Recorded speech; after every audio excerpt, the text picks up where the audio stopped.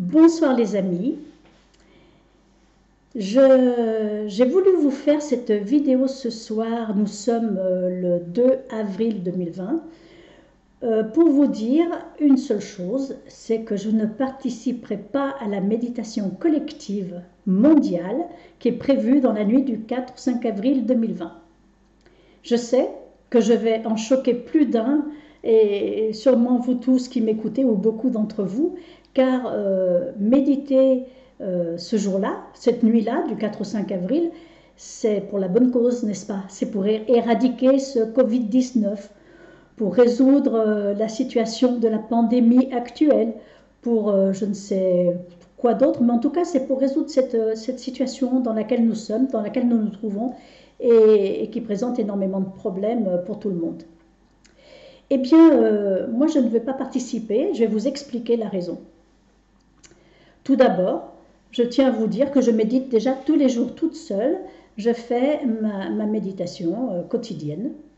Je médite également dans un groupe qu'Alexandra a créé sur le groupe de Reiki de Vie, un groupe de méditation collective qui va s'étendre sur 21 jours. Donc voilà, en termes de méditation, je médite déjà beaucoup. Je médite aussi pour tous les problèmes collatéraux et que la vie sur Terre rencontre dans mes méditations individuelles. Mais cette méditation du 4-5 avril, je ne vais pas y participer. Pourquoi? Eh bien, pour 5 raisons que je vais vous détailler. La première, c'est parce que j'ai fait des recherches un petit peu partout pour savoir qui est à l'origine de cette demande, de cette proposition de méditation mondiale collective, et je n'ai pas trouvé qui est à l'origine.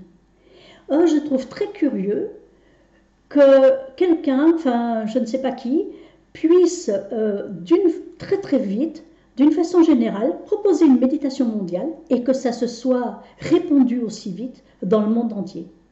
Vous qui avez des chaînes YouTube et des chaînes YouTube qui marchent extrêmement bien, ou qui avez des groupes ou des sites ou des blogs, tentez l'expérience, essayez de faire une demande comme cela, collective, et voyez en très peu de temps combien de gens vous allez réunir. Donc là, moi j'ai cherché la source, l'origine, je ne l'ai pas trouvée. Et quand je ne connais pas l'origine d'un mouvement, même si les apparences sont très belles, je me méfie. Je me méfie parce qu'il faut avoir des moyens financiers énormes et des moyens de communication énormes pour pouvoir lancer un tel défi, une telle communication. Donc ça, c'est la première des raisons.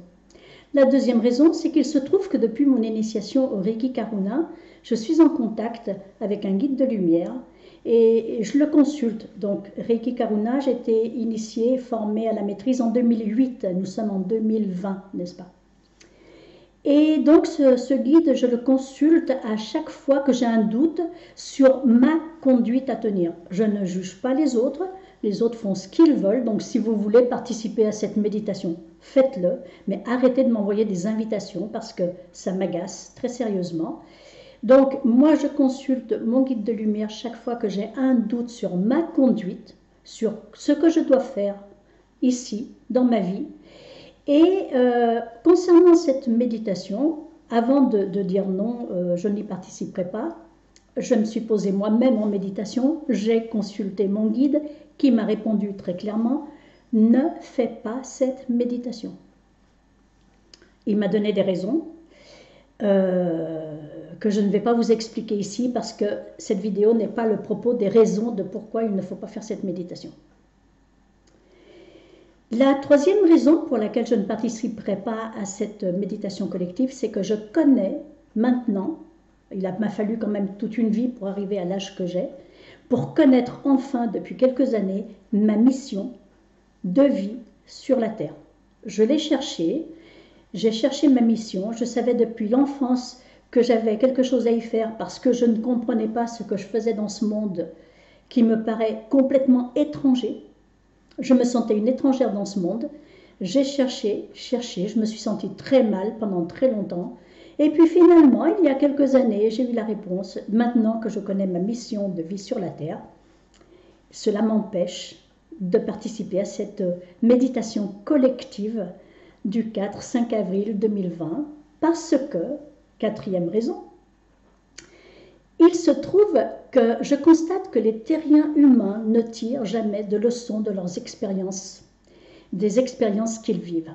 Exemple, le médicament qui est en train d'être créé en Chine à base de bile d'ours. On dit que le Covid-19 est issu d'un animal sauvage et on nous fait un médicament à base de bile d'ours. Et écoutez un petit peu ce que dit aussi Sadhguru, qui a expliqué que le virus cherche seulement un habitat parce que son habitat originel, son habitat habituel, les animaux sauvages, sont en train de disparaître de la surface de la Terre. Les êtres humains que nous sommes, nous les avons éradiqués en très grand nombre. Et nous continuons, hein, parce que les habitudes sont difficiles à perdre. Donc, beaucoup d'espèces animales ont disparu de la surface de la Terre, beaucoup d'espèces animales ont été exterminées par les créatures humaines qui vivent sur cette Terre. En plus de cela, beaucoup d'animaux sont abattus tous les ans, et je vais vous donner un chiffre faramineux, 70 milliards d'animaux sont abattus, animaux toutes espèces confondues, animaux marins, animaux terrestres, animaux volatiles, volailles ou quoi que ce soit.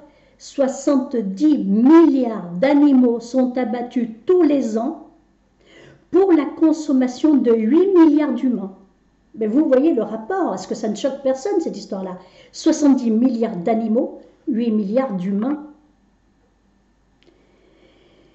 Et la cinquième des raisons, c'est que si je fais cet envoi collectif avec tous ceux qui vont y aller parce qu'ils sont tous emballés, ouais, c'est une bonne cause, allons-y, allons-y,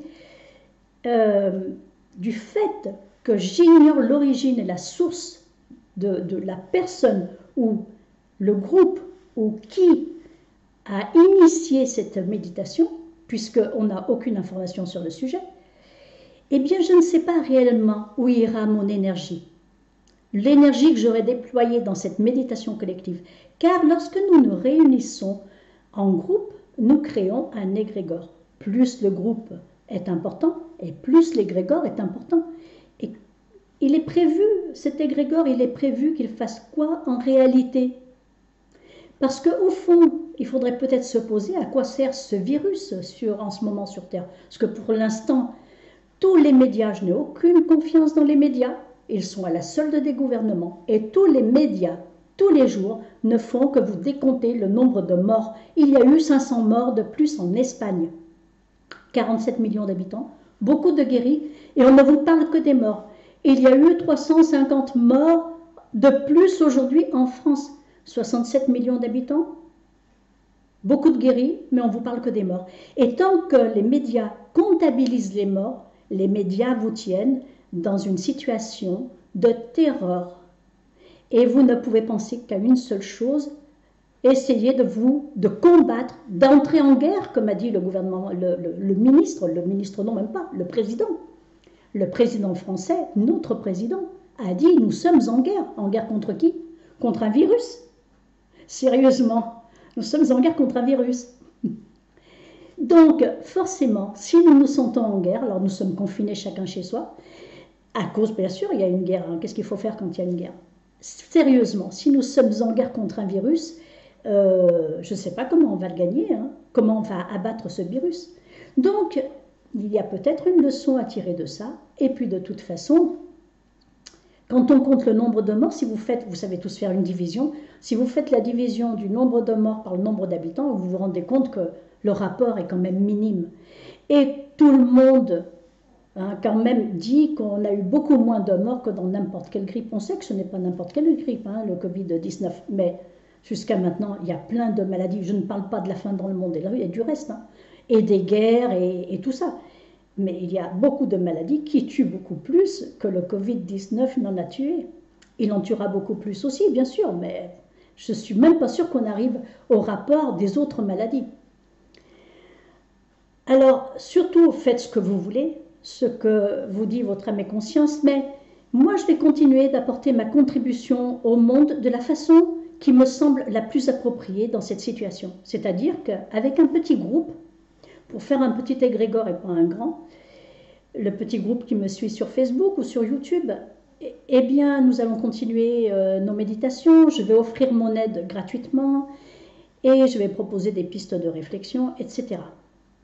Mais ce que je voulais vous dire essentiellement, c'est qu'avant de suivre n'importe quel leader, même si c'est pour la bonne cause, souvenez-vous que les apparences sont trompeuses. Et là, je vais vous donner peut-être une comparaison qui va vous choquer encore plus que mes propos précédents. Pendant la Deuxième Guerre mondiale, le gouvernement nazi avait l'intention d'exterminer les populations qui étaient en minorité. Les populations, il y avait les juifs qui étaient considérés qui étaient porteurs de la haine. Hein.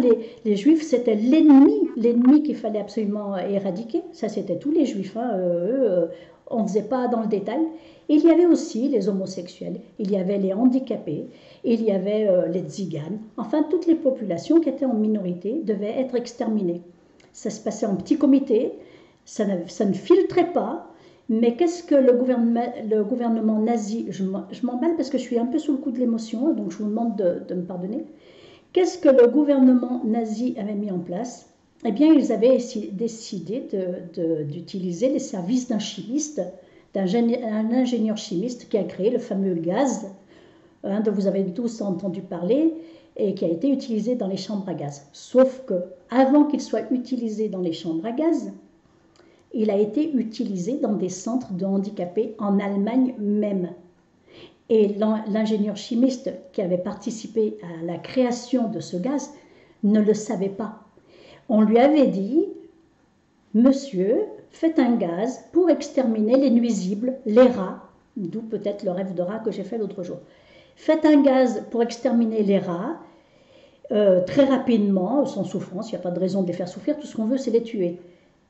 Et l'ingénieur chimiste avait fait ce gaz, a créé ce gaz avec son équipe, et il a été quand même effaré. Je ne sais pas, je ne me souviens plus de l'histoire, je ne sais pas ce qu'il est devenu, mais l'une des premières personnes à être morte à cause du gaz, c'était sa nièce, qui était handicapée dans un centre, parce qu'ils avaient fait, les nazis, le gouvernement nazi en Allemagne, avait fait des essais dans les centres où logeaient des handicapés. Et c'était une population exterminée, car évidemment, cette population coûtait cher et ne rapportait rien. Ils avaient fait semblant de vouloir créer un gaz pour la bonne cause, pour tuer des rats, exterminer des nuisibles. Qu'est-ce qui se cache sous le mot nuisible? Donc, réfléchissez lorsqu'on vous propose de faire quelque chose pour la bonne cause. Les apparences sont souvent trompeuses. Qu'est-ce qu'il y a de caché derrière? Vous allez dire que méditer pour arrêter la propagation de la maladie ou arrêter ou tuer ce coronavirus, c'est quand même une bonne cause. Et oui, ça l'est, hein, en apparence. Voilà, ça l'est. Mais la question qu'il faudrait vraiment se poser, c'est à quoi est-ce que ce virus nous sert? Quelles leçons pouvons-nous tirer? Est-ce que nous avons une leçon à expérimenter? Nous ne tirons jamais nos leçons de nos expériences.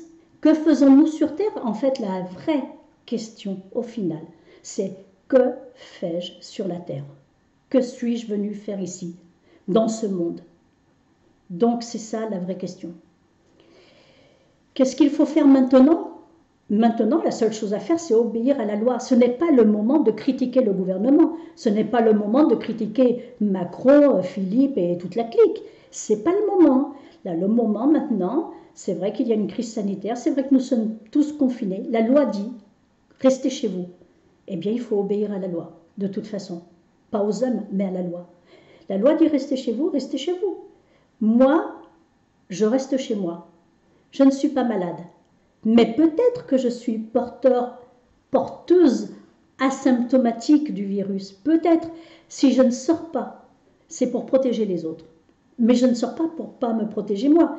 Moi, ça m'est égal. Moi, je ne cherche pas à me protéger. Je ne sors pas de chez moi pour protéger les autres au cas où je sois porteuse du virus et au cas où je croise sur ma route quelqu'un de plus fragile que moi et qui l'attrape et qui en tombe malade gravement et qui en meurt. Donc là, je vais me mettre à protéger les autres Et c'est pour ça que je ne sors pas de chez moi. Je sors un minimum, je ne sors qu'une fois par semaine, une fois tous les 10 jours pour acheter des légumes frais ou des fruits frais, et je ne vais pas au marché parce que je ne veux pas être au milieu d'une population. Je vais aller dans un supermarché à des heures où je sais qu'il n'y a pas grand monde, de façon à respecter les distances de sécurité, etc. Vous savez comment ça se passe.